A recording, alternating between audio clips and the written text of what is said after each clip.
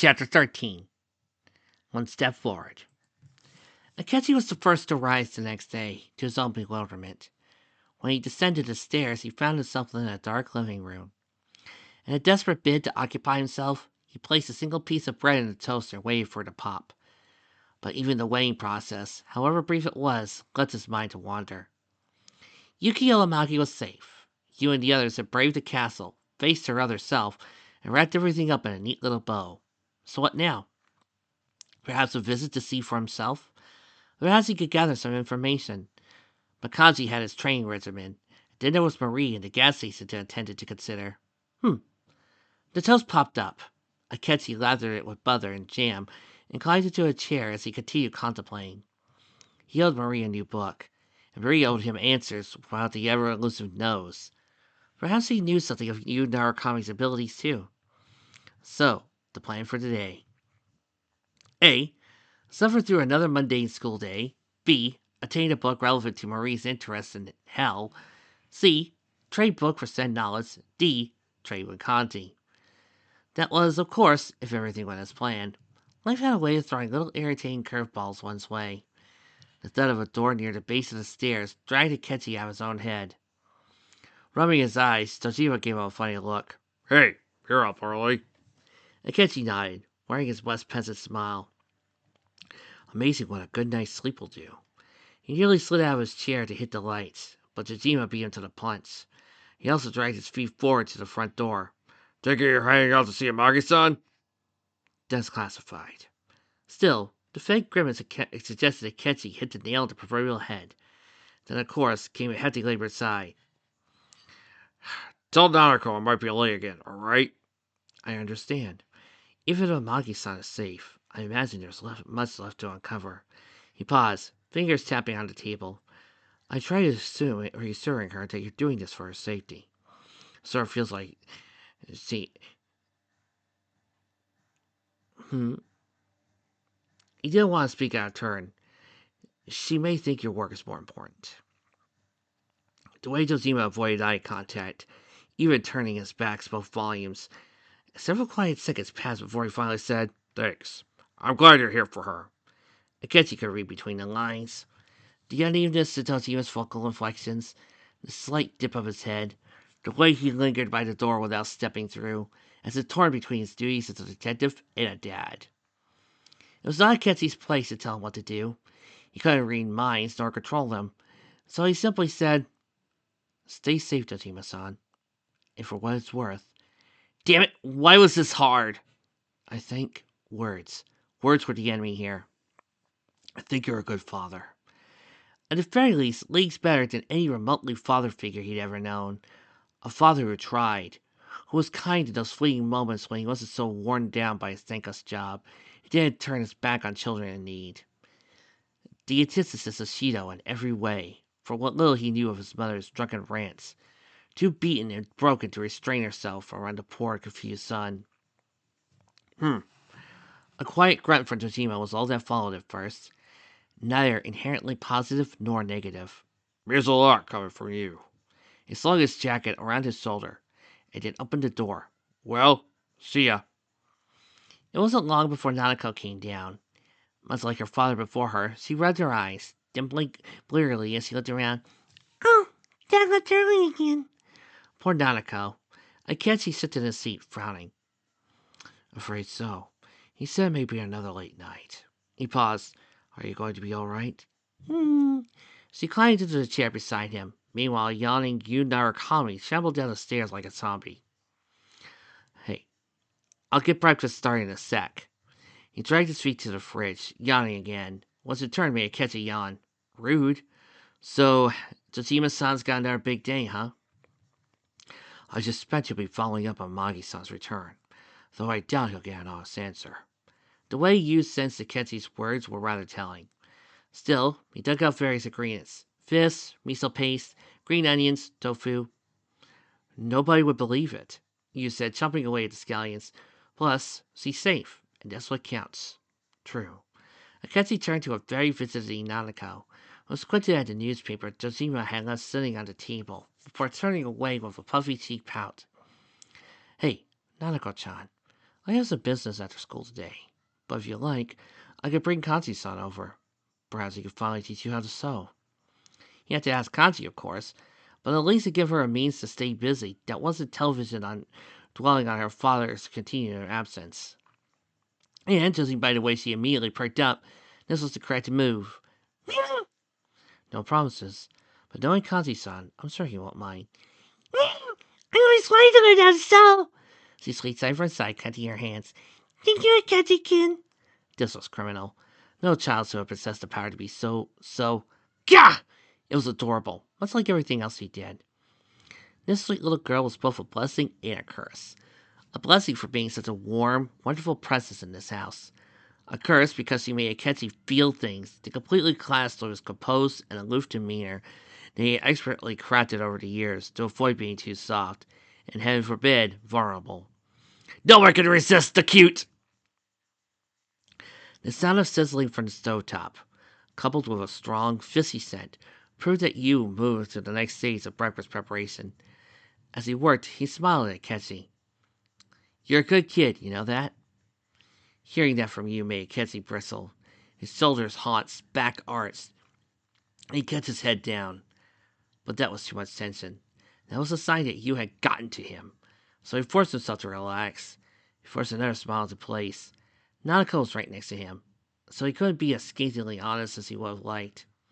It's funny hearing that from you. Yu turned halfway from the skillet, his posture slumped and eyes on the floor. Look, I know I said some pretty harsh stuff, and I'm sorry. I wasn't thinking about it from your perspective.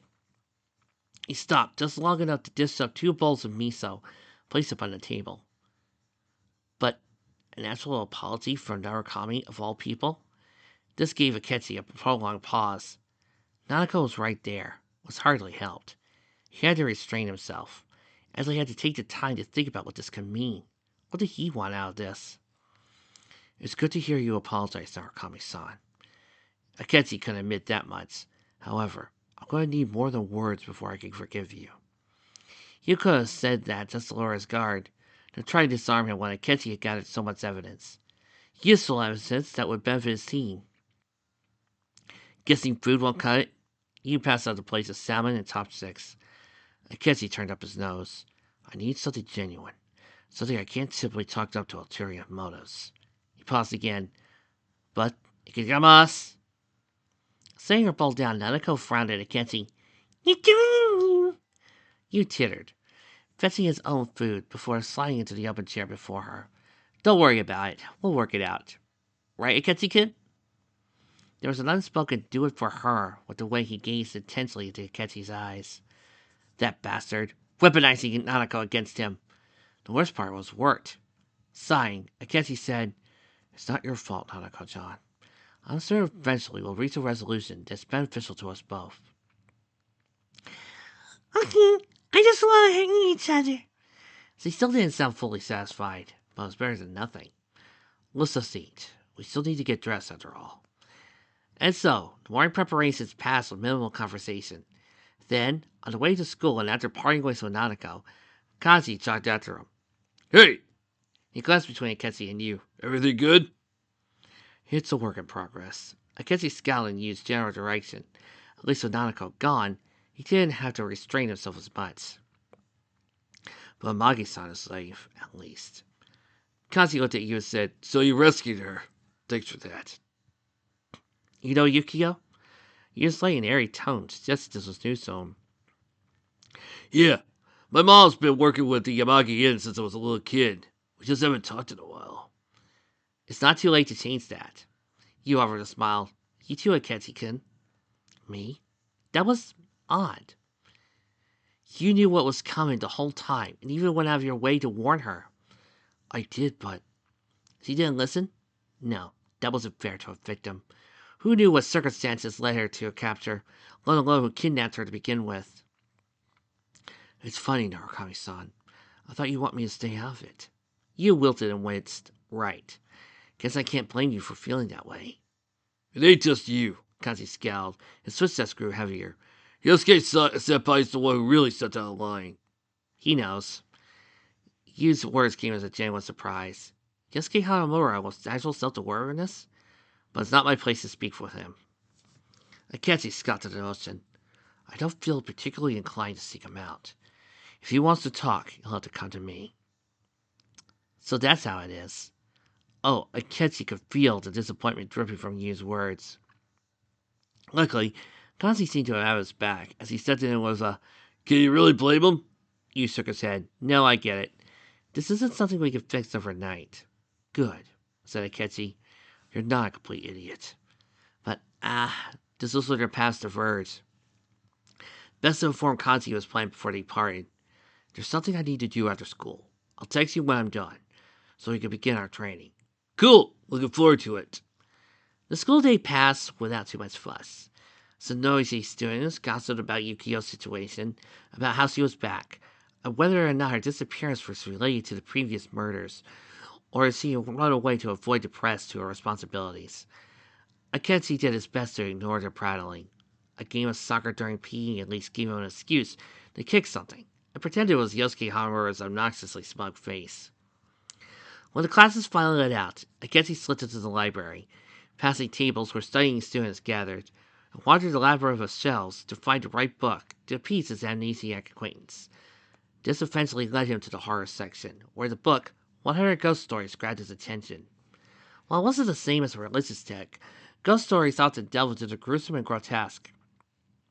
Not a literal depiction of hell, and certainly a symbolic one that would evoke the general feeling. So upon checking out the book and escorting Nanako home, he made the trek out of the central shopping district. Right away, he continued the absence of the gas station attendant grabbed him. Just what was that man's schedule? He had to look into that another day. However, as a familiarly blue hat, striped stockings, and scowling face confirmed that, nothing else, Marie was waiting for his offering. She tapped her foot, sulking, until Akechi cleared his throat. That single sound made her shoot straight like a flagpole. He chuckled to the side. Why, Marie-san, were you waiting for me? You! She provoked towards him, thrusting her pointing finger out, glaring. Don't surprise me like that! Stupid smug sharks feeling cocky. In a desperate bid to calm the raging woman, Akechi dug the borrowed book from his bag. Now, is that any way to treat me? When I went to all this trouble to find you a new book? Oh! She deflated instantly. That's from the Barry, right? She went closer to investigate. What had a ghost stories, huh? I thought a supernatural being like yourself would appreciate it. Plus, the tone of the stories could give you a closer approximation of hell. So if I read this, I'll understand hell. You might understand the feelings of hell anyway. You have to tell me all about it. He nearly handed it over. Marie-san even reached for the book, but then he stopped. But first, I think I'm due for an explanation, Marie-san. Why? She crossed her arms, pouting again. Sounded kind of adorable, as if he was a grumpy cat who had been denied a fresh piece of tuna. The last time we met, you were spying on me. You strongly implied this nose has an interest in me, and I have an interest in him. He set his free hand on his hip. Be honest with me, Marie-san. Are you or this nose the source of Yuno Akami's ability to enter the TV world? The way Marie's eyes bulged and she instinctively shuffled backwards reminded Ketchy of a child getting caught in the act of stealing cookies from a cookie jar. Then her buggy-eyed expression softened into something more distant, and she averted her eyes. No, I'm not. In the nose, I think he just kind of guides him. Then Margaret helps with the fusions. Fusions of what, exactly? Oh, probably not supposed to talk about that part yet. Ketchy arched his brow. Yet, what an interesting choice of words. Marie laughed ever so awkwardly and wore a strange little smile. Anyway, the book. You're still going to give it to me, right? I even talked to the nose about you, so it's not like I haven't kept up my end of the deal. Ha, fair point, admittedly. So Akechi passed the book over. Well, you need it back. A week would be ideal. But Marie-san, there's no way I could make a contract with this nose. Can you not take me to the room yourself? I'll try to talk to him about it, but if you're out to the TV powers or whatever, you're gonna have to keep looking. I think he might want that, for you to see the truth with your own eyes, or something like that. Half the stuff he says makes no sense.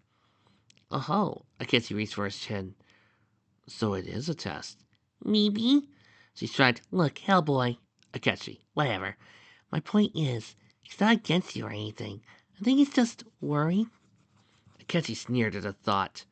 More pity. Just what I need. Marie tucked the book into her bag, then adjusted the strap.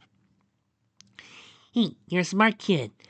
If I'm not the reason he got the power, that's one less thing to worry about, right? And the next time I see him, I'll see if I can get any clues. Oh, well then. You would do that? Spy on Murakami without prompting. Was that not risky? If he had ties to her benefactor. Marie scratched her cheek, smiled, clucked. Hey, you got me this book, and the fruit money, and the other book that also costs money, so yeah. That was almost a thank you. Akechi chuckled. You're welcome, Marie-san. Any assistance you provide would be greatly appreciated.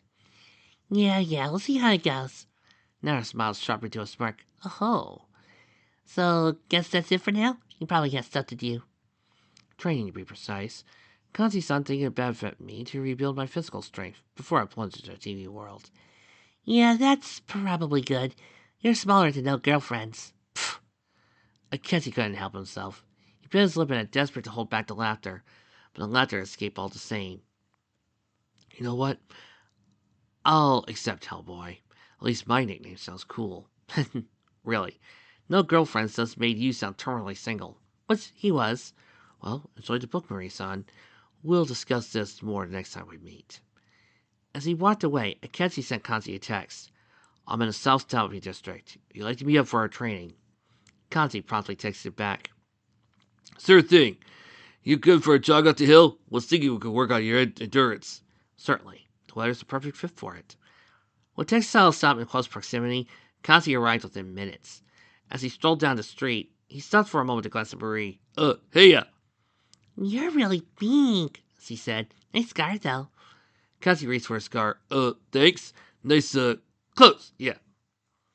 Akechi snickered and approached the two of them. Marie-san, meet Kanji-san. Kanji-san, meet Marie-san. Oh, hey! Akechi said something about you the other day. Oh, yeah? Kanji crossed his arms, eyes narrowing. All good things, Akechi assured her. Now then, Kanji, shall we begin our training? Yep. I even got some water bottles before we reach the top. Ah, smart move. Even Akechi had forgotten to bring fluids for their run. Kanji's credit, he allowed Akechi to take the run at his own pace. With the distance in mind, as it returns to the goal, he opted for a jog over a sprint. As he left behind the concrete in favor of a winding dirt path, Kanji said, I know, it ain't the same as fighting, but if you're gonna be taking on monsters, you gotta have the stamina for it. Right. There's always a chance I may have to flee for my life. The logic was sound, but already he could feel the sweat slithering down his cheeks, while his muscles pinched from lack of acid. Sometimes the best plan's an escape plan. You know, that's surprising to hear from you. By the time he reached the top of the hill, Akechi's feet felt like anvils. When he reached the bench overlooking the highway, he collapsed, letting his head fall back as he grasped for breath. Kanji sat beside him, passing over a water bottle that Akechi popped open immediately and started gulping down. So cool. So smoothing, so he stopped, looking at the bottle to find half empty already. Then with a soft groan, he wiped the sweat off his forehead and cracked a tired smile. Thank you, Kanji-san. Hey, hydration's super important. So's eating the right stuff. He flashed a big goofy grin. So here's what I'm thinking. We'll finish the day with some huge beef balls from Aya. Protein. Seems logical enough. Oh, before I forget, would you be willing to spend time with us tonight? Nanako's looking forward to some sewing lessons. Kanji glanced over at the covered picnic table, rubbing his neck. Oh, gee. You sure? Don't want to oppose. Dojima-san's gonna be out late, and Narukami-san will just have to put up with you. He knows Nanako-chan wanted to see you. Well, in that case, how about we grab something for her, too? As long as you can afford it. He already brought dinner for them before. Was it really alright to let them spurts on him again? But Kanji, being Kanji, shrugged it off and said, Come on. I already told you I got an income. Let me treat you every now and then. fair enough. I still have to manage my finances. Kanji took another swig of water. I already spent some of it on Marie-san's behalf. Twice, in fact. Dang, you trying to press her, or? Kanji-san. Kanji pointed at himself, his expression flat. I'm obviously too young for that. And I'm not attracted to her. The thought never even remotely crossed his mind with her, or any girl. Romance was not his priority anyway. That being said, So he is a useful source of information. So he's amnesiac, yet talks of a mysterious room, and contracts formed with a man she calls the Nose. Add that to her allegedly not being human, and I'm sure you can see why I take an interest in her. Uh huh. You think she's got something to do with you Senpai's powers? I thought so, but she said otherwise. Thus we're left with one option. Akechi crossed his legs and sat a bottle down beside himself. A man who was there the night we met, yet disappeared just as swiftly as he appeared. A man who offered me an umbrella and took a particular interest in me. A man whose handshake left Narukami with a splitting headache. He used the fox to bring me to him. Who offered me a reward if I get a present with my findings. Kazi folded his arms, nodded. The gas station guy, right? It has to be him. When I think back to everything that's transpired since we met, that man remains a constant anomaly. Only appearing sporadically, nudging me towards the mysterious of the midnight channel, eagerly weighing my observations with an eerie glint in his eyes, says he does far more than he lets on. He plays the part of a bumbling waste slave, yet there's something almost hypnotizing about his presence. Like a magnet, drawing people in with an uncanny charisma and mysterious air. Kanji was quiet at first, simply watching cars rush down the highway. Then finally he spoke. His voice was soft, strangely subdued. I think you're onto something. But what are you going to do about it? If he is the guy, and you get that power, there's no telling what's waiting on the other side. I don't know yet. Akechi gazed down at his hands, slowly rolling them into fists. I want to say I'm strong enough, but I'd be stupid enough to rush in blindly. I need to continue honing my strength, and I need time to gather information. Smart. You Senpai and the others already figured you'll get in trouble. But now you got a chance to prove how serious you are. Kanji rose from the bench, stretching his back and rolling his shoulders. So, you ready for round two? Akechi slid out the bench, rotating his waist to sit to the combat stance. I thought you'd never ask. The spar only lasted a few minutes, in part due to the already long jog, and in part because he still had to make it back. While Kanji punts, Akechi focused on weaving and sidestepping, and striking back when the opening arose. Quick punch below the ribs here, a tumble through the grass there. Good. You're still growing, so focusing on speed is going to serve you way better till puberty kicks you in gear. They ended their training with a jog down the hill, taking it slower this time. When they reached the edge of a shopping district, Akechi leaned against the bus stop for a moment to slurp down a second water ball. Kazi grinned beside him, chin up, and placed both hands on his hips. So how you feeling? Kazi massaged his shoulder. I'm probably going to be sore tomorrow. Well, that's just proof of my conviction. Yeah, well, don't overdo it. We worked 2 days back to back, so how about we take tomorrow off? On one hand, Kazi didn't want to be idle while there was work to be done. On the other, there were benefits to rest periods between workouts. This might be a good opportunity to visit Amagi-san. Right. The way Kazi averted his eyes again proved the prospect was still a tad intimidating to him. So, hey, I gotta go grab my crafting tools real quick. You wanna check in on Nanako? Kazi stepped away from the bus stop and smoothed down his hair. It was oily now. He definitely had to wash it before bed. I suppose we'll be offering delivery again? Hey, beats waiting in the restaurant, right? I suppose it is more convenient that way. Kazi turned down the street, legs still aching from all that running. See you soon, then? You know it. At least this time Kazi could walk. Though if his feet and legs throbbed this much already, then a rest day was certainly in the right direction. When he stepped on the house, he found Nanako fixed to the TV screen as Buchimaru baked a cake with a doofy-looking dragon friend with a comically long mustache. The moment the door slid shut, however, Nanako sprang to her feet, whirled around, and rushed this way. I am. He reached out to touch his lips when he felt him pulling together in a smile. At this point, he had to resign himself to the fact that this little girl made him happy. Kazi-san will be here soon. He just needed to pick up some supplies, and the sound of running water pulled his focus to the kitchen, where Narukami scrubbed away some dishes. He offered to order Aya for us tonight. Hey, that's 3 of him. You sprayed off some pans, whistling as he worked. This is 3 of you? Kenzie rolled his eyes. If you want something, you'll have to pay for yourself. You pulled an almost tar-like pout, complete with slightly extended lower lip. Hey, come on, I'm not that greedy. No, but you are a huge weirdo. Kenzie snickered at what other kids might have called a sick burn, We're starting into the living room. I just don't want to bleed Kazi-san dry. Nanako tried beside him, frowning. That's so bad. Akechi winced. Perhaps it was not best to use such vivid descriptions around a child. So it's a figure of speech, Nanako-chan. Kazi-san's going to be fine. Once he reached the couch, Akechi graciously flopped onto his side. After all the exercise, he liked to think he deserved such a courtesy reprieve. Nanako draped herself over the arm of the couch, pressing her chin on her arm. What's the training done? It was very extensive. Akechi sat up just long enough to gulp down some leftover water before reclining again. We ran up the hill, to some hand-to-hand sparring, and ran all the way back. You should take a bath tonight, so you're not sore tomorrow. We got some nice salty knees. Just like an onsen. Yes, I think I may do just that once Kazi-san leaves. But the least he could do was freshen up with some cologne and deodorant. So while part of him yearned to sink deeper into the couch cushions, Akechi forced himself back onto his feet, just long enough to combat the training-induced stench. Just as luck that by the time he returned, you answered the door with a cordial, Hey Kazi! Hey, senpai. Very, very awkwardly. Kazi insisted to the house with a bag slung over his shoulders. So, Go ahead. You stepped out of the way, sweeping his arms towards the living room like some sort of deranged butler. Oh, and I could pay for my own dinner. oh, cool. Beef bowls sound good?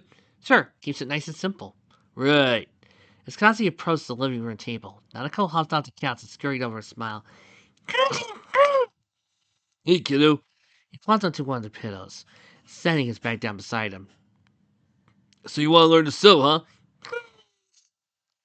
She got their hands together, looking up at him with big puppy dog eyes. Oh, kid, you don't have to ask. Just give me a sec to cool the food in. Digging out his phone, Kazi made a quick call to Aya and then dug out some tools. A pin cushion, small tin of needles, a bag of stuffing, some spools of thread, and some very pretty fabric with intricate dyed patterns that made Nanako cover her mouth with little hands, muffling the gas that followed. Kazi just stood there the entire time, but soon found himself claiming a pillow across from the table from Kanji. I suppose I could give it a try. It was a way to busy himself without overdoing it the way his weights would. Perhaps to reassure Kazi this was a worthwhile endeavor. You, sure about that? You're a guy in. So are you. Akechi smirked and raised an eyebrow. Besides, there are practical uses for such skills. Oh, yeah. Well, alright. He passed Akechi and Nanako a small fabric cut each. So first things first, you two are newbies. So it's important you learn basic steps before we can think about making something. Of course, they still needed tools, so Kanji handed each of them a sewing needle, a large enough eye for easy threading. And that all starts with threading the needle. So that's what you gotta do is, Kanji walked into the basics of threading a needle, tying a good knot, the ins and outs of stitching. Throughout the explanation, Nanako nodded, hummed in confirmation. But when it came down to threading the needle, she squinted and strained until Kanji took her little hand and guided it. He really was sweet, however much Kanji who knew he had to deny it, while Akechi himself threaded his needle without too much issue. Kanji still took the time to offer pointers as he and Nanako worked on their stitching. The movement soon became automatic, almost mechanical. Then someone knocked on the door, and Yu left his cleaning in the kitchen to answer. For meatballs! one sec. Kazi set down the needle and thread and rushed over to Yu's side. Together, the two of them paid and accepted the bag. Just like before, I got out and said, just leave the balls when you're done.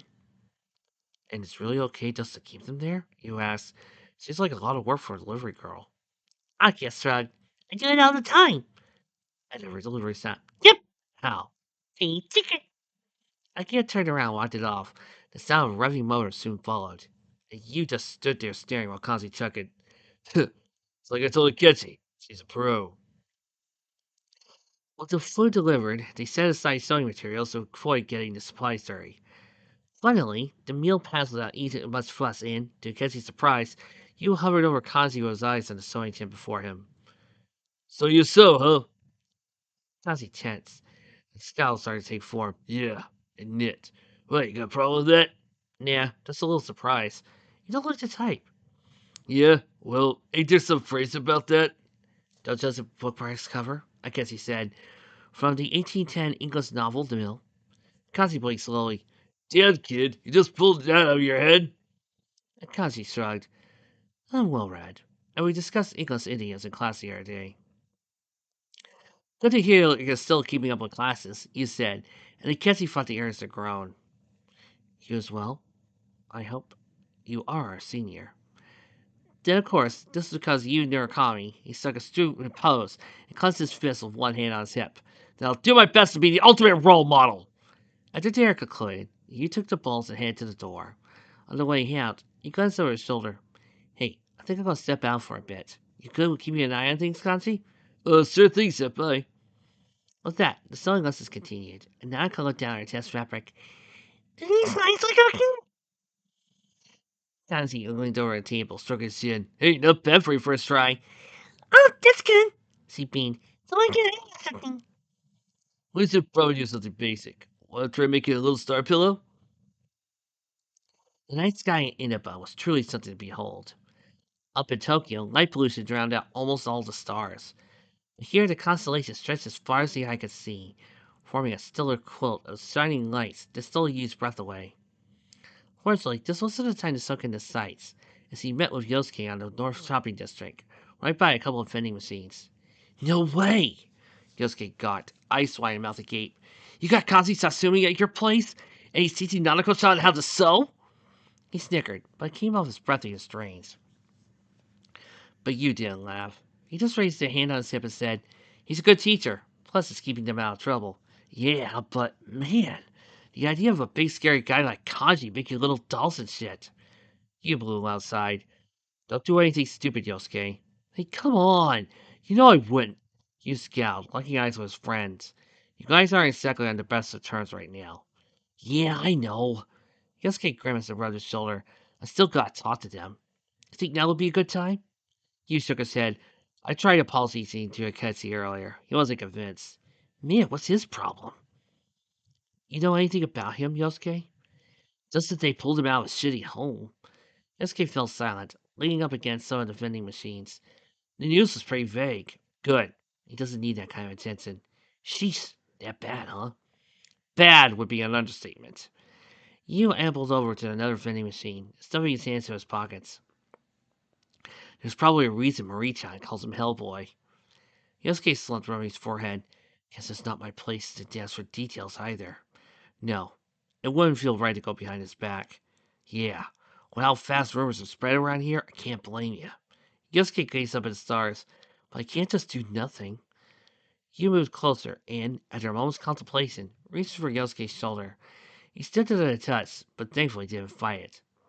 Just give him some time. You'll get your chance. In the TV world? I don't know. You peered down the street. It's so quiet now. Not a passing car in sight.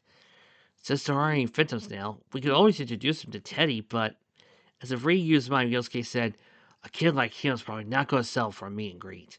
Yeah, and even if he's going to stand a chance, he'll have to face his shadow. Yosuke nodded. It's a lot to consider. I get that, partner. But hey, no rush. For now, yeah. That could change at any time, though. They had to stay vigilant. Guess it wouldn't be a bad time to ask about his findings. Yeah, he was dead on with Yukio. But right now we're rivals. He covered his face with his hand. So stupid. He offered to share everything. I just made things worse. Simple, surprisingly casual. Yosuke just shrugged. We'll just have to patch things up where we can. Definitely. This is bigger than some dumb rivalry. For the first time during their entire hangout, Yosuke flashed a more genuine grin. Bingo. At the end of the day, what's more important, his ego or solving the case? Yo grinned right back, albeit for different reasons. I could ask you the same thing. Yosuke stumbled back, gawking all over again. What? Hey, come on, cut me some slack! His grin subsided, and his face turned into a scowl. All I'm saying is, we're going to have to compromise. Yeah. Yosuke fell back against the vending machine. Maybe Chie can help with that. She was the one rooting for him from the start. See, if there's anyone who can squeeze through that kid's defenses, it's her. The crafting session concluded with two successful stuffed stars. Nanako hugged hers close, giving you a little squeeze. I need a star! She paused. Do you think Dad would like it? I know I would. Akechi said with a tenderness that surprised even him. Really, though. Thank you for the company tonight, Kazi-san. Hey, no problem. It's nice being able to work on stuff without being judged for it. He reached down to pat Nanako on the head. So, if you got any requests for next time, sure, you could probably do something simple. The door closed, and Yu wandered in with a yawn. When his turn made Ketsu yawn, much to his chagrin. Quick! Nanako sipped over, raising her new plus over her head. Nice! Hey, good job, Nanako. Euladora Kanti smiled. Thanks for keeping them company. It's nothing. They're good kids. Kanti grabbed his craft bag, moseying toward the door. Guess now's as good a time as any to be heading back. Want me to tag along? Said Yu. Might be safer with that killer around. Nah, it's been a while since I was on TV, so I doubt they give a crap about me. Give me the Biker Kings! Nanako added. Right. Then what do I have to worry about? Yu stepped away from the door. The Kanzi lingered a few moments more. Good night, Kanzi-san. I guess he bowed his head, then observed the soft star he made.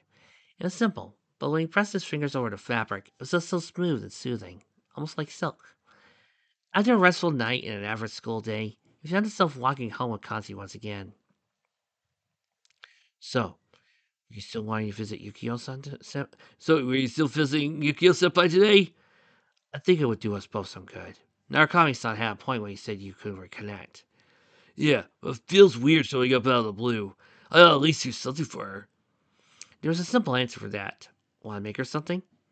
Kanzi stopped, wincing. What, like a stuffed animal? I don't know if that's a good idea. Most girls like cute things, don't they? Yeah, but they can be harsh. What's she gonna think if a guy like me waltzes in with something so soft? Oh, Kanzi. Akechi shook his head. I may not know Amagi-san the same way you do, but I'm sure she'll think it's sweet. Maybe. I'll think about it.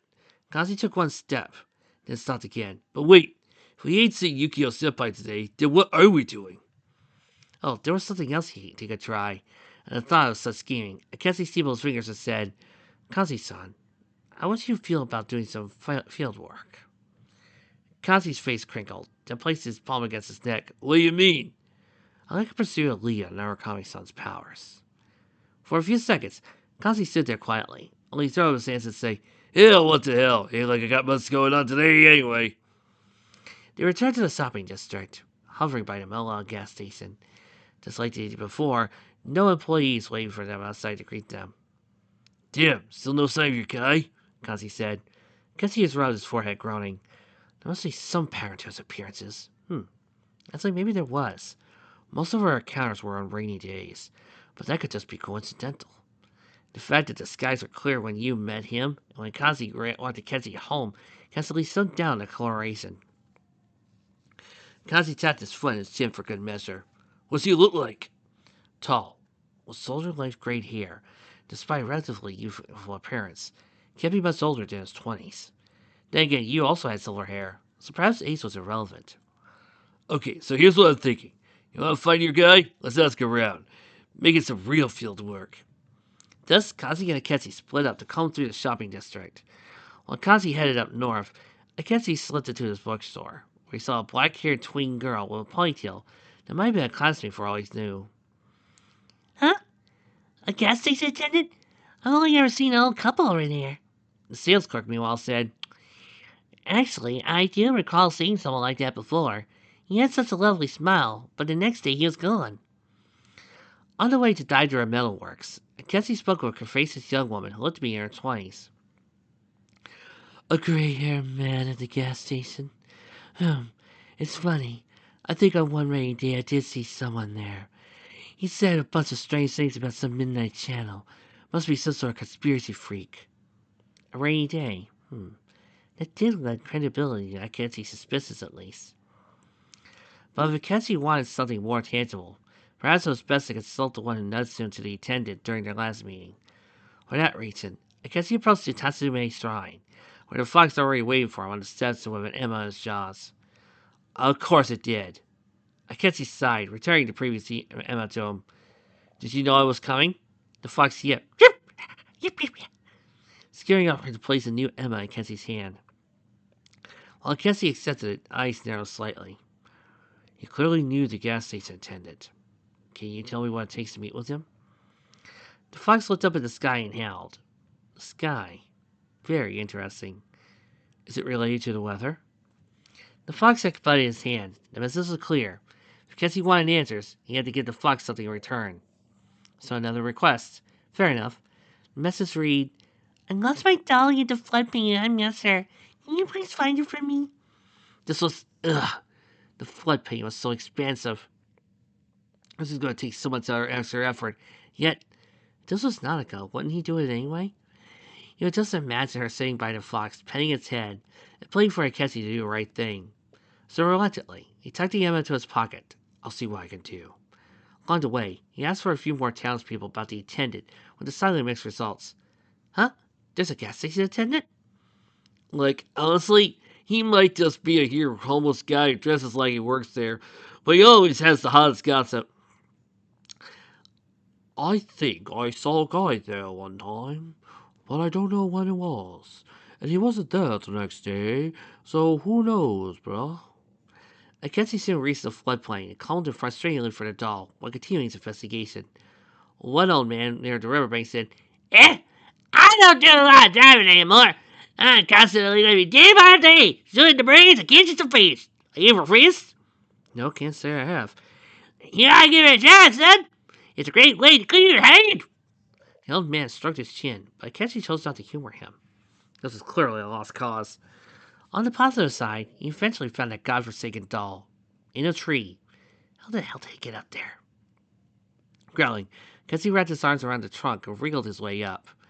At least he was good at climbing. He snatched the doll, leaped down from the low-hanging branch. The real issue was finding the owner. Perhaps that was a question for Nanako. When Akechi returned to the shopping district, he found Kanji leading it outside the Danger Mill Works. Oh, hey, what's the doll? Akechi took the ammo out of his pocket. A favor for the fox. The townspeople were about as unhelpful as you'd expect, whereas a furry friend's a known associate. Damn, why didn't I think of that? Heh, well, good, you got something going. Because half the people around here don't know shit! I know. Though one woman did mention the rain, which aligns with my suspicions. The fox even howled at the sky, refused to give a straight answer until I finished this little fetch quest. Hey, that might be it. I mean, Rain, Midnight Channel, and the TV world are all connected, right? They are. So with that in mind, it did make sense. I still didn't explain Kenzie's brief sighting on the march, or you, unless the attendant specifically appeared all scheduled just for them. I'll still finish this request, but I think at this point, Durain is our best bet. Then we're on standby. And it ain't like we can control the weather. Which was frustrating. After all, with the forecast in mind, unfortunately, we won't know for sure in at least another week. Oddly, Kazi took that news with a shrug and a smirk. Hey, gives you time to train up. And the fall of Magi-san, once you finish their gift. Right. Akazi blew a break of her hair, hunching over. Guess I could get started on that tonight. Akazi crossed his arms. Will that interfere with our trading? Nah, I could probably have something for her by Friday. Then I guess He breathed in, then out, smoothing back his head. I just gotta see her again. Akazi moved closer, offering a sympathetic smile. You won't be alone, Kanji-san. Yeah, I know. Don't think I had the guts to do it if you weren't there to back me up. Me, the backup? Akazi looked at Kanji and smirked. Well, aren't you the one who battles bikers? Kanji laughed, raising a fist. Bikers are easy. Just go in, guns playing, and beating their asses. This is, a muscle stuff. Talking to girls, I've never been good at that. You're a good one, Nanako-chan. Yeah, but she's a little kid. Yukio's my senpai, and we ain't been in touch for ages. Yeah, that would complicate things, wouldn't it? Akazi had never been the most openly emotional person, not that he had many connections. If anything, his time with Ojima's had brought more genuine warmth out of him than he felt in years. In that case, I'm happy to provide the backup required. Good, I knew I could count on you. Akechi slipped to the Danger of Metalworks, just long enough to ask the shopkeeper if he sold his wares for miners. He got a big boisterous laugh for his troubles. You gotta be a nice thing, kid. I'm younger and that's a lawsuit waiting to happen. So that was annoying. There was nothing else he could do for now. In the end, he returned home with a child's doll and like a closer. After dinner, Yu headed out again, leaving Akechi alone with Nanako. As he sat by the table and watched the nature documentary on penguins, Akechi withdrew the doll from his bag. Nanako-chan, do you recognize this toy? She gasped. That's Amy-chan's dolly. What a relief to hear. It's you, Kanji. Akechi propped his cheek with one hand, scowling at the memory. It was up a tree for some reason. Someone must have thrown it up there. Her pouting made sense, at least. This was a friend's toy. Of course she'd be upset. Well, would you like to return it to her? He sat on the table. It's a request from the fox. He winked at the mention of the fox, brought a breast-right smile to her face. I mean, I'll see you tomorrow, maybe we can visit Mr. Fox. I do have some training with Kazi-san, but we can all get together once we're finished. Yes, I can wait. The next day, Akechi and Kazi found themselves back at the top of the hill. Just like the previous session, Kazi threw some punches Akechi's way, but he ducked, sidestepped, and then slipped behind Kanji and slipped an elbow against his lower back. He stumbled forward, but caught himself and turned around. Hey, dirty move! I like it. Akechi took a bow, but there were other matters to discuss. So it was not too much trouble. Would you like to join us at the shrine? Sure thing! Kazi threw a swing punch. Akechi pivoted, throwing up both his hands to block before separating his hands. It stuck at the back of Kanji's neck on his forearm. So Kanji grunted. There was no missing the huge grin on his face. No, you just got elbowing me in the face. Akechi did with that with his other arm, though he winced at the results, not wanting to actually hurt Kanji, who fell on his butt and burst out laughing. It's nice! See, you gotta try disarming your enemy before they can hurt you. He also keeps a distance so you got time to react. He got back up, robbing the spot where Akechi hit him. Now, you're dealing with street punch. When the train finally wrapped up, the two of them picked Nanako up and headed straight down to the shrine. The moment they arrived, Nanako rushed forward with the emma in hand to greet her furry friend. Mr. Fox, we did it! Right on cue, the fox slipped down from the roof, looking at Akechi specifically. Akechi explained, Nanako-chan goes to the same school as the little girl who made the request, so she helped me complete it. Is that acceptable?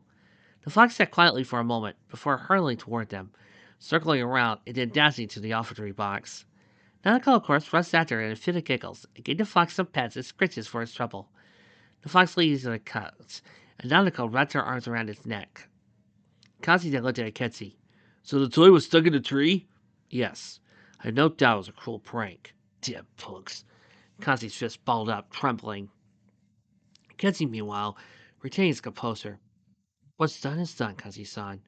At least the toy has been reunited with its owner. Well, that said, Akechi approached Nanako and the fox. So tell me, is it true that Mole gas station attendant only appears on rainy days? The fox looked down him in the eye, nodding silently. That was all confirmation Akechi needed. Finally, he had that man in check. So Nanako continued stroking the fox as he gazed back at the others.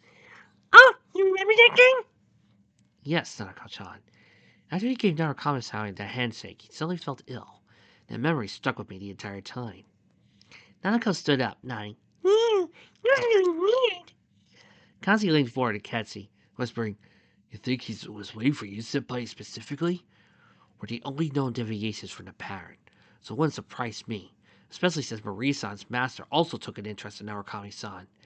But where did the killer fall into this? That was something to address when the time came. Returning from Kazi, he addressed the fox once more.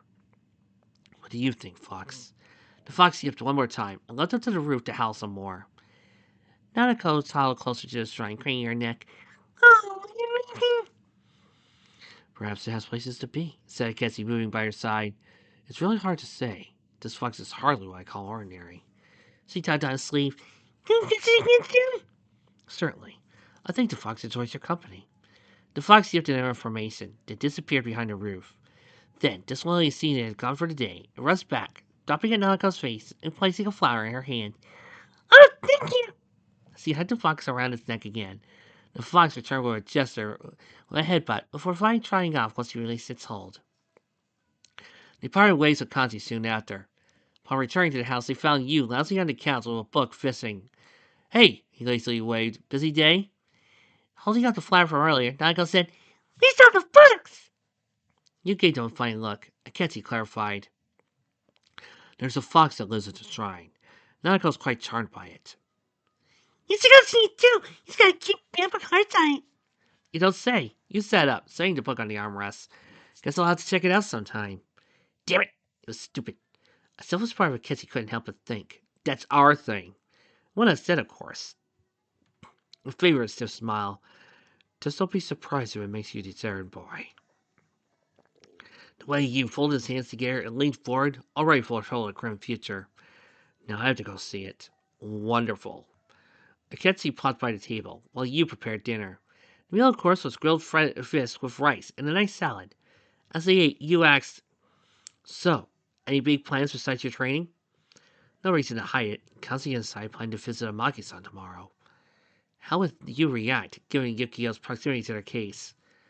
Probably quite well. No scowls, no gas, no protests of any kind, just a calm, "Hey, that's good to hear." Kazi squinted, because that seemed too good to be true. "I hope you realize we may discuss matters related to..." He had to stop himself for a moment, remembering that Nanako sat facing to him. Her rescue? I kind of figured. You remained strangely relaxed, casually nibbling on his handiwork. So you surrender? That seemed uncharacteristic of him. You just read, "Probably you know a lot. What's the point of trying to hide it?" Kenzie pointed chopsticks at him. Answering a question with another question. I see how it is. You know, Goro, one of these days... Kenzie smacked the table with his right hand. "You don't get to use my first name, Narukami!" No arm fake time. The boy just crossed the line. "Fine, Akechi-kun. One of these days you're going to have to realize I don't want to hurt you. That's the whole reason I was so against showing you our secret hideout." Nanako tapped her bottom lip with chopsticks. "Yeah, but it's top secret," you said. Akechi scoffed and looked the other way. The bar for entry is inconsistent and rife with hypocrisy. But it's fine. I'm well on my way to finding my own path forward. You frowned. "Would it be more convenient if we worked together?" I thought the same thing once, but I've yet to see tangible proof that you regret your words. Yuta saw six down, folding his hands on the table. "And what would you consider tangible proof?" That's... The truth was quite simple. Entering the TV world. A chance to let Akechi prove himself. But, now that's directly at odds with his desire to gain the power on his own accord. To surprise Narukami and all his friends and show he was that special. That Akechi didn't need to rely on him to get results. Then he saw Nanako visiting clearly anxious. Let's put a pin on that before we worry Nanako-chan. Then, just to make Akechi feel like an even bigger asshole, so he just had to ask, "How come this keeps happening?" I said some dumb stuff and now he won't let it go. You said, "Drat, that's the stop of things for now. It's just a little rivalry, Nanako-chan. All part of a silly game." "As long as it's just a game." Understandably, she didn't sound all that convinced. "It's a game that older kids play," said Akechi. It wasn't a complete lie. "I had to prove myself to Narukami-san and his friends. And I will, in due time." Though you opened his mouth, in the end he said nothing. The rest of the dinner passed quietly, an unspoken tension hanging over everyone's heads.